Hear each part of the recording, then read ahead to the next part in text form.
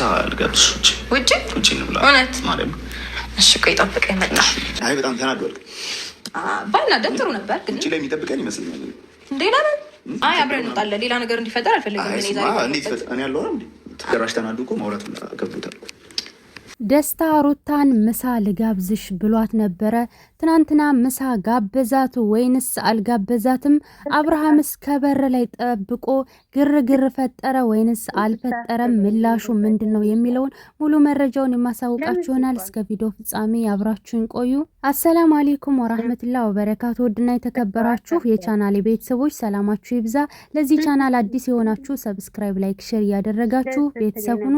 በዚህ ቻናል ላይ ታማኝ ትኩስ አዳዲስ ቪዲዮዎች የሚለቀቁበት ነው። እናም ትናንትና እንግዲህ አንዳንድ ሰዎች ደስታ ፈርቶ ነው ከውጭ ጠብቀናል ብሎ ያለው እያላችሁ ነበረ ማለት ነው። በነገራችን ላይ ደስታ በንግግር የሚያምን ሰው ነው፣ በጸብ የማያምን ሰው ነው ማለት ነው። እና ፍርሃት የመሰላችሁ እጅግ በጣም ተሳስታችኋል። ሁሌ ከመደባደብ ምንም የሚገኝ ነገር የለም። እንግዲህ ደመቁ እርሟን ታውጣ፣ እርማቸውን ይወጡ ወደፊት እንዴ ነው እሺ? ፈርቷል መሰለኝ ከውጭ ይጠብቀኛል አላት እኮ እኔ አስወጣሃለሁ አለች።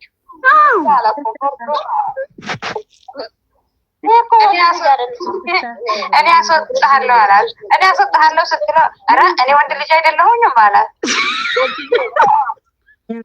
አዲስ እንግዳ አለ፣ አዲስ ተካቢ አለ ታዋቂ ምሳ ልጋብዝሽ ብሏት እንግዲህ በመውጣት ላይ ይገኙ ነበር እና ምግብ ሊጋብዛት ሲሄድ አብረሽ ደግሞ በር ላይ ልጁን ጥለሹ የትም አትሄጅም፣ ካልሆነ እኔ ልጁን ይዤ ሄዳለሁ እንጂ ባዶ ቤት ጥለሹ የማይሆን ነገር ነው አለ እየተባለ ነበር። እና ስለዚህ ምን የምታውቂው ነገር አለሽ? ቪዲዮ ላይ ታውቂያለሽ ከበር እንደሚጠብቀን ምናምን ብሎ የሆነ ቃል ተናግሮ ነበር ራሱ ደስታው ማለት ነው። እና እኔም እንደሰማው ከሆነ አትሄጂም ከበረጋ ልጁን ስጪኝ በሚል ትግል ብዙ እየታገሉ ነበርና ከልክሏታል የሚል ኢንፎርሜሽን ነው እኔም ራሱ የሰማሁትና አይቻልም ካለ በለዛ ሄዳለሁ ካልሽ አምጪ ልጁን ብሎ እየተከራከሩ ነበረ የሚል ኢንፎርሜሽን እኔም ሰምቻለሁ። በነገርሽ ላይ ልጁ ባዶ ቤት የሚባለው ነገር ዝም ብሎ ነው። ለምን መሰለሽ? አንደኛ ልጁን ይዞ መሄድ ይቻላል አብሮ፣ ሁለተኛ ደግሞ ሰራተኛ አለቻትና ባዶ የሚያስብል ነገር የለውም። ያው አብርሽ ደግሞ አሁን ለምሳሌ ደስታ እንዳይመጣ እዚህ ቤት ብሎ ነበርና እኔ ሳላይ ከሆነም ችግር የለውም ብሎ ፈቅዶ ነበር። ስለዚህ ከፈቀደ ሙሉ ለሙሉ መፍቀድ ነው እንጂ ካልሆነ ግን ማለት ግራ የገባው ነገር ነው እየሆነ ያለው። ለመፍረድ ራሱ በጣም አስቸጋሪ እየሆነ ነው። ለምን ገረሽማ ለአብርሃም አንድ ጥያቄ አለኝ ከይቅርታ ጋር ማለት ነው። እሱ ምሳ ስትጋብዘው እራት ስትጋብዘው እንደፈለገ እየተሽከረከረ አይደለም እንዴ? ነው ሴት ልጅ ስለወለደች ቤት ታስራ መቀመጥ አለባት? ሌላ ህይወት አትጀምርም? ሌላ ህይወት መመስረት አትችልም? መዝናናት አትችልም? ማድረግ አትችልም? እሱ በምን ወይ ቢያስበው ነው? በምን ወይ ቢያስበው ነው? እሱ እንደፈለገ እየተሽከረከረ አይደል እንዴ ከዛች ሸንዴ ጋራ? ስለዚህ እሷ እንደፈለገ ማረስ ልጇንም ይዛ መሄድ ትችላለች። ልጇንም ለፈታ የፈለገችውን ላይፍ የመኖር መብት አላት። ገባሽ አይደል? ስለዚህ በዚህ ልክ እሷን አልፈልጋትም በቃ ተለያይተናል ያለ ሰው እሷም የራሷን መንገድ ልጇን እያሳደገ የራሷን ላይፍ ማሳለፍ ትችላለች። ሴት ልጅ ወለደ ማለት እቤት ቀረች ማለት አይደለም። እቤት ታሰረች ማለት አይደለም። እቤት የእናቱን አክል ሞስሞስ ማለት አይደለም። የፈለገችውን ላይፍ የማሳለፍ ሙሉ መብት አላት። አለቀ። ያንቺና የኔ ህይወት አልቋል እዚህ ላይ በቃ ገደብ ሰርቷል ብሎ እሱ እንደፈለገ እራትም እየተጋበዘ ወይኑን እየጠጣ እየተራጨ አይደለም እንዴ? ለሷ እንዴት ተቃራኒ ሆነበት? ለምን እሷ ለምን አታደርገውም ነው? ሴትና ልጇን ታሳድግ ቤት ትቅር ነው ሐሳቡ አላማው። እኔ ምንም ሊገባኝ አልቻለም። በነገርሽ ላይ ህጉም እንትን አይለውም፣ በህጉም አያስሄደውም። የመከልከል መብት የለውም። አንዳንድ ሰዎች መከልከል ይችላል ማገድ ይችላል ይላሉ። 80 ቢኖረው ኑሮ አዎ መከልከል ማገድ ይችላል። ነገር ግን 80 ሳይኖረው የመከልከልም ሆነ የማገድ መብት የለውምና ዳ የሐቢብቲ ሐተለው 80 ቢኖረው እሱ እንደፈለገ እየዘለለ እሱ እንደፈለገ እየሆነ ሀተላው 80 ቢኖረውም ራሱ መብት የለውም። ለምን በይ 80 ለምን ራሱን አልገደበም? ማሪ እሱ ባጠፋው መንገድ ባጠፋው ነገር ሊቀጣ ይችላል እንጂ እሱም እንደዛ አደረገና እሷም እንደዛ ታደርጋለች መብት አላት ማለት አይቻልም። በህግ ሙሉ ለሙሉ ስተት ነው ይሄ አይፈቀድም። በቃ ይሄን እኮ 3-4 ጊዜ አሲያ ይሄን እኮ 3-4 ጊዜ ፈርሜላታለሁ አልቋል። ይሄንና የሷ ነገር ከተባለ እኮ ዘመናት ተቆጠሩ። እኔ የተለያየኋት ሚስቴን መጠየቅ ካለብኝ ልጄን እየሄድኩ ጠይቃለሁ። እሷን የራሷን ላይ መከልከል አልፈልግም።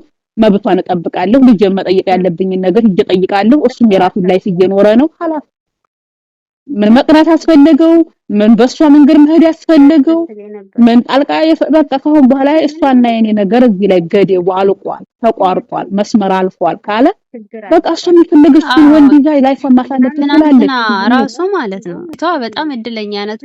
ቀይ አበባ ነው የተሰጣትና ያው ቀይ አበባ በልደቷ ቀን የሰጣት ፎቶ ራሱ የበፊቱን አንስቶ የሰጣት ሁላ ነው የሚመስለኝ። ለምን መሰለሽ? አንደኛ አዲስ ቢሆን ኑሮ ታሳይ ነበር፣ ገብቶሻል? ሁለተኛ ሩታ ተስፋ ቆርጣለችና ማሳየትም አልፈለገችም የሰጣትን ስጦታ። በደንብ አስተውለሽ ከሆነ እሱ የሰጣትን አበባ ጠረጴዛ ላይ ቁጭ አድርጋ የደስታን ያዘች። አልኩሽ እኮ ኢቭን ፎቶውን ራሱ ማሳየት አልፈለገችም የሰጣትን ፎቶ ማለት ነው። ወደ ድሮ ትዝታ መመለስ ይፈልጋል ምናምን ነገር ግን ደግሞ እኔ እንጃ ብቻ አላቅም። ትናንትና ደስታ አትያየ ሚስቱን የፈለገ ሰው ልንገርሽ፣ ሚስቱን የፈለገ ሰው እኔ አሁን ሚስቴን ወደ ቤቴ መመለስ ፈልጋለሁ። ህይወቴን ወደ ልጄ ጋራ በደስታ ጥሩ ነገር ልጄ ጋራ ለልጄ ፍቅር እያሳየሰጠሁኝ ልጄን አሳድጋለሁ ያለ ሰው ሴቲቱ እንዲትራራለት ከፈለገ ለምን ያለውን እዛኛው ያለውን ህይወቱን ለምን አያቋርጥም? የማያዘልቀውን ህይወት ለምን አይተውም? ለምን ልጅን ያችን ተስፋ እየሰጠ በሴት ልጅ ይጫወታል? ያችን ለምን ሌላ ላይ እንሄድበታለን በቀጣይ ማለት ነው። እንደ ራሱን ይቻለ እንትን ስለሆነ ግን ደግሞ ደስታ በሰጠው የወርቅ ስጦታ አንቺ ምን ተሰማሽ? ይገባታል። ልጅቱ ሲጀመር ወርቅም የሚገባል ልጅ ናት። በቃ ሁሉ ጊዜ ጥሩ ነገር የሚገባል ልጅ ናት። በጥቅሉ ሩታ ማለት ያው ራሷን ገድባ እንደ ፍቅረኛ እሱ ጋራ አንዴ ግንባሩን አንዴ ጉንጩን እየተታታመ እንኳን አይደለም። ሴፍቷን ጠብቃ ነው፣ ራሷን አስከብራ ነው። እንዴት ሴት ልጅ እንኳን እንደዛች እየተሽከረከረ ግድ ይዩኝ እያለ በወንድ ልጅ ጋር ላይ እንኳን ገደብ ባለው መልኩ ጋር ነው። አሁን እኮ ደስታ ጋር ሲያቸው ገደብ ያለው ግንኙነት ሲያት ሀታ ትናንትና ብቻ ነው ግንባሯን የሳማት። ያነውም ደስታ እሷ ስትሰማው አይተሻል። እሷ ስትላላ ስትተሻሻሽ አይተሻል። ገደቧን መስመሯን ጠብቃ ነው። ምክንያቱም ለክብሯም የምትጠነቀቅ ስለሆነች እስኪ ከዚህ ምን ትማራላት? ፍቅረኛ ያስኩ ብላ ይዛ መጣሁ ብላ እንኳን ያንን ያህል እንዲሄርም የላ እንኳን ባሏን እንደዛ እንደምታሻሸው እንኳን ይቺ እንደ ፍቅረኛ ሆኖ እንኳን መጣ ቢባል ምንም ያረገችው እንኳን የሆነ ፈርቅ ባህልን እንትን ያለ ነገር እንኳን አላረገችም እስካሁን ድረስ። ሴትነቷን ክብሯን ጠብቃ ታሆለላ ትክክል ነሽ ውዴ። የሰጠሽው ሀሳብ ከወርቅም በላይ ይገባታል። ግን ደግሞ ትናንትና መጥቶ ዛሬ ይሄንን ስላደረገ ደስታ እጅግ በጣም እናመሰግናለን። እና ውድ ቤተሰቦች ቀጣይ ቪዲዮ ደግሞ በሌላ በአዲስ ትኩስ የምንገናኝ ይሆናል። እስከዛው ድረስ ሰላም ቆዩልን። ላይክ ሰብ ማድረጋችሁ እንዳትረሱ።